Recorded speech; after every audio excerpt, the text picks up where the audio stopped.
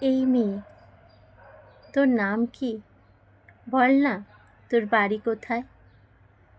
আমার বাড়ি কোথায় আছে জানে না তো কেউ।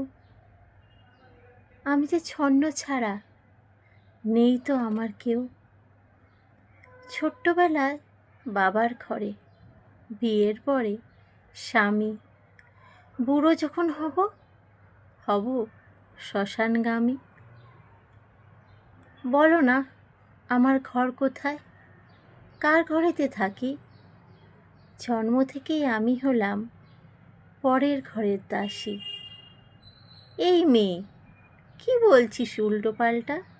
দাসী আবার কি? বল না, তোর পদবী কি? কি তোর পরিচয়? আমার পদবী নেই তো, স্বামীর দেওয়া আছে। ঘর কোনটা বলবো বলো তো, যেটায় ছোটবেলা থেকে আছি, তারপর এক ছটকায় বড় করে দিয়ে পরের ঘরে দিয়ে দেয়।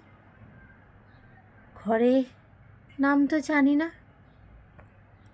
আগে ছিলাম বাপের ঘরে, এখন হলো স্বামীর ঘরে। আমার আবার মূল্য কোথায়? পড়ে তোর ওই ঘরের এক কোণায়। এই মেয়ে, তোর নাম কি? নাম বাবা মায়ের দেয়া ছিল একটা, নিজের মতো করে। স্বামীর দেওয়া নামেই হলো সবার মতো করে।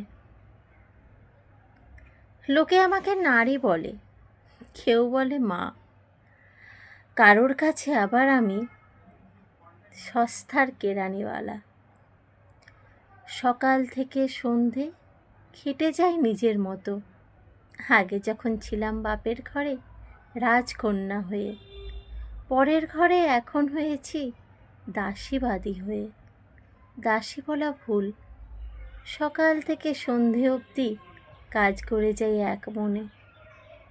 কী যে বলিস, মেয়ে জনম হয়েছে যখন, কাজ তো তোমায় করতেই হবে। এতে আবার দাসী? কী সব বলছিস উল্টো পাল্টা, শুনলে যে পায় হাসি।